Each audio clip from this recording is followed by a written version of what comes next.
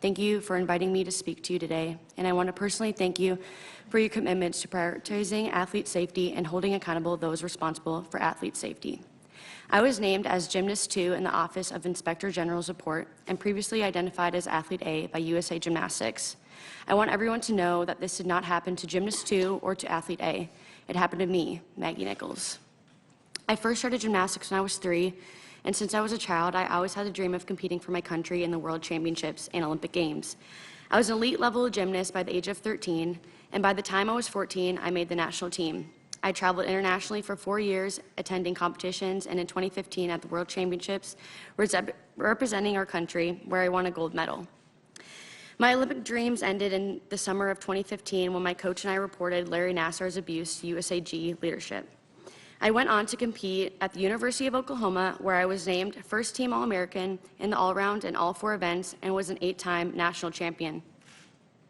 I reported my abuse to USA Gymnastics over 6 years ago, and still, my family and I received few answers and have even more questions about how this was allowed to occur and why dozens of other little girls and women at Michigan State had to be abused after I reported. In sacrificing my childhood for the chance to compete for the United States, I am haunted by the fact that even after I reported my abuse, so many women and girls had to suffer at the hands of Larry Nassar. USA Gymnastics and the United States Olympic and Paralympic Committee and the FBI have all betrayed me and those who were abused by Larry Nassar after I reported. The cover-up of my abuse and the FBI's failure to interview me for more than a year after my complaint are well documented in the OIG report. After I reported my abuse to USA Gymnastics, my family and I were told by their former president, Steve Penny, to keep quiet and not say anything that could hurt the FBI investigation. We now know there was no real FBI investigation occurring. While my complaints with the FBI, Larry Nassar continued to abuse women and girls. During this time, the FBI issued no search warrants and made no arrests.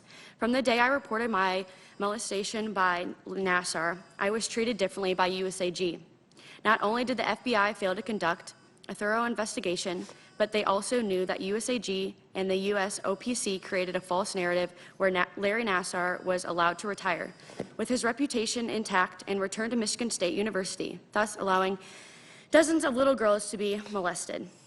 As the Inspector General's report details, during this time period, FBI agents did not properly document evidence, failed to report to proper authorities, and the special agent in charge was seeking to become the new Director of Security for the United States Olympic and Paralympic Committee, a job opportunity raised by Steve Penny. Afterwards, FBI agents in charge of the investigation lied to OIG investigators about what had happened.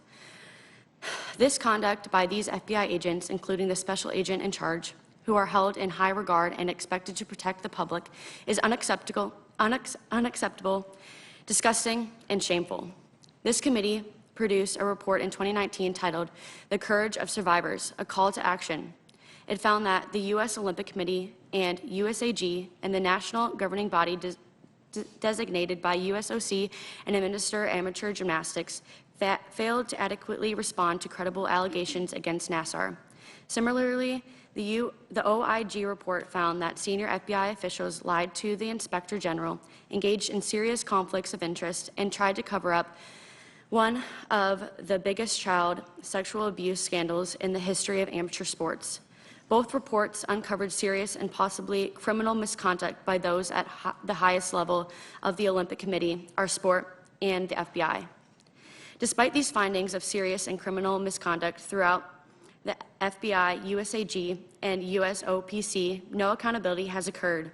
An important question remains, perhaps the most important question: why? Why would the FBI agents lie to OIG investigators? Why would the FBI not properly document evidence that was received? Why would the FBI agent be interested in the USAG presidency?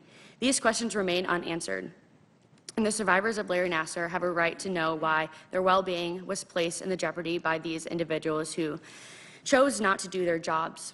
To date, no one from the FBI, the USOPC, or USAG has faced federal charges other than Larry Nassar. For many hundreds of survivors of Larry Nassar, this hearing is one of our last opportunities to get justice. We ask that you Do what is in your power to ensure those that engaged in wrongdoing are held accountable under the law. Thank you, Ms. Nichols.